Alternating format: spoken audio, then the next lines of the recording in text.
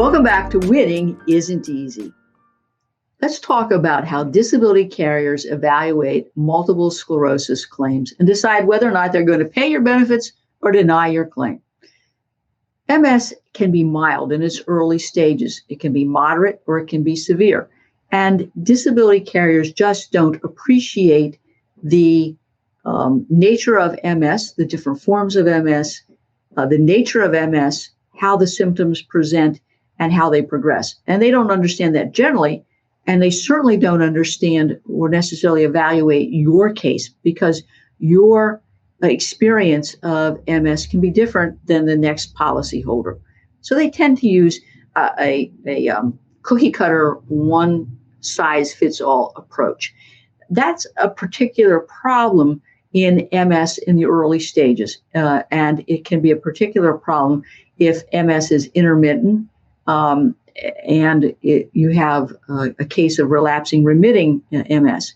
What you'll see is that difficulties arise in the mild, early diagnosed MS cases because there isn't a lack of objective basis of the diagnosis, and there's a lack of documentation as to the symptoms and how those symptoms will impact your ability to perform your occupational duties.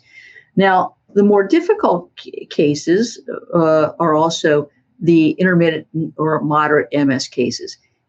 Intermittent and moderate cases are going to be basically decided based on your medical records, the activity of daily living forms that you complete, and information provided by your doctor regarding the severity, frequency, and duration of the symptoms. Now, also, the proof becomes a little more complicated when you are in a situation where you're having visual, cognitive, and even psychological symptoms. So we've got to involve other providers in the proof. If your MS is advanced or severe, more likely you're going to be approved, but only if your medical records can establish an objective basis for the diagnosis and an objective basis of the restrictions and limitations. I think that there should be certain elements documented in your medical records and in the documents that you're submitting. First is going to be difficulty walking or using your hands because of partial paralysis, tremors, or involuntary movements.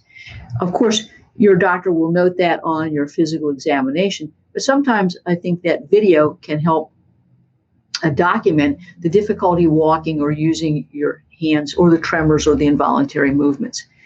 The second element that we want to see is a severe decrease in vision that can't be corrected by glasses if you're having visual issues. That's going to require, obviously, visual testing and acuity testing by your physician and potentially a neuro-ophthalmologist. Now, you may have an organic mental problem causing memory loss, disturbance of mood, difficulty concentrating, or your ability to do executive functioning. That can be documented on exam, but I will tell you, most of the time doctors do a mini mental status examination to see if you're oriented to time and place, and that is generally normal. So the disability carriers will seize on that and ignore your other complaints of memory loss, disturbance of mood, or difficulty concentrating. As a result, it may be necessary to do what's called neuropsychological testing, which will establish a baseline, but will more importantly measure problems that you're having with memory loss, concentration, disturbance of mood, and changes in executive functioning. And we will also want to establish in your medical records severe fatigue and muscle weakness.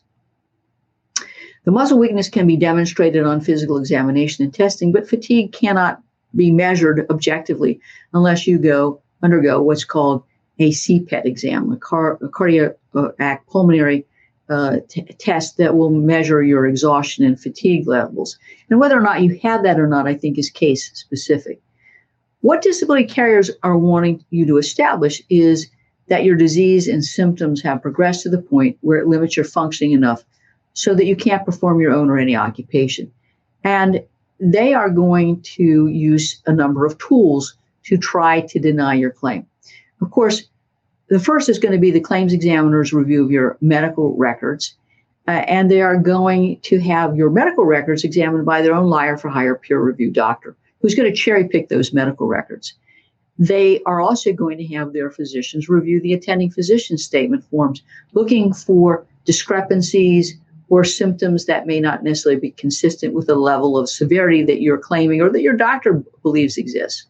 They're also going to be looking at your activity of daily living forms. Now, I think the activity of daily living forms are traps because they are so broadly written. I want my clients to be filling them out with detail and specificity, but to do so honestly, because if you exaggerate or if there's inconsistencies between what you're putting on the form and what you're reporting to your doctor, that's going to lead to a denial based on surveillance. So I always want my clients to give the treating physician an activity of daily living form that I've reviewed and which is consistent with their medical records and truthful, because I want to see this consistency. And then, of course, the last thing that they're going to be doing is to use a quote unquote independent medical examiner. They have the right under the terms of the policy to have you examined by a physician of their choice. And that physician may not be competent or qualified, but that physician's job is to give them a reason to deny your claim. So what else are they going to do? Well, we've talked a little bit about the nature and the progression of the disease. And so they are going to be operating using a one-step approach to this case. They're going to use the cookie cutter. The adjuster is not familiar with the stages or progression of MS. They don't recognize the symptoms. They don't know the types of treatment or the side effects.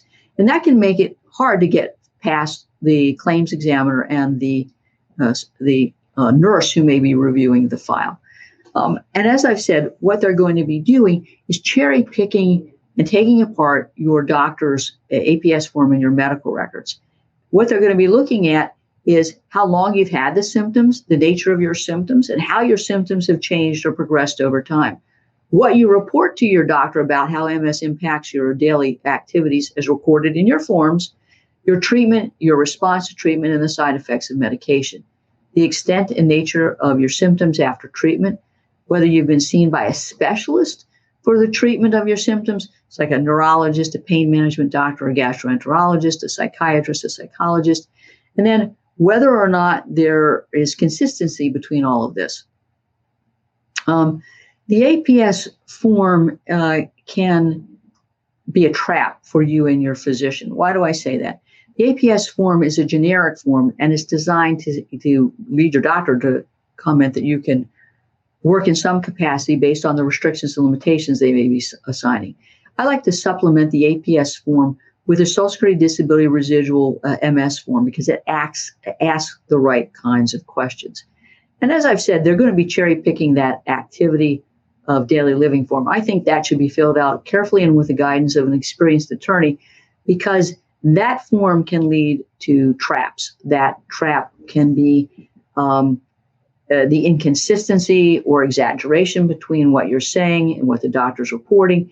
And the claims examiners will have a tendency to parse both the activity of daily living forms and also the APS form. And they might even call you up and take your statement or ask for clarification. That's always a trap. And I think statements are a trap such that you should be having counsel with you and prepare you and with you during the statement. And as I've said, the IME is a tool that they will use. And that, of course, is anything but independent. The IME physician is a paid liar for hire to give the disability carrier ammunition to deny your claim. And they will generally report on the severity, duration of your symptoms, your response to treatment, the side effects of medication. And they will do so in a way that provides a pathway to the disability carrier to deny your claim. They don't work for you. They don't know you. They work for the insurance company. And that's why I think if you're scheduled for an IME, that's another red flag. You don't want to go to an IME without preparation. You don't want to go to an IME unless there's an opportunity to videotape it or have a witness present.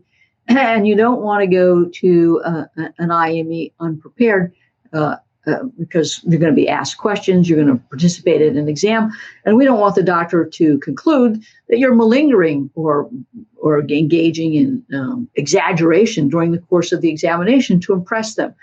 will result in an automatic claims denial. So you can see that there are a lot of things that go into a disability carrier's analysis of an MS claim and deciding whether or not to pay. And there are things that you can do and should be doing to protect yourself. Let's take a break.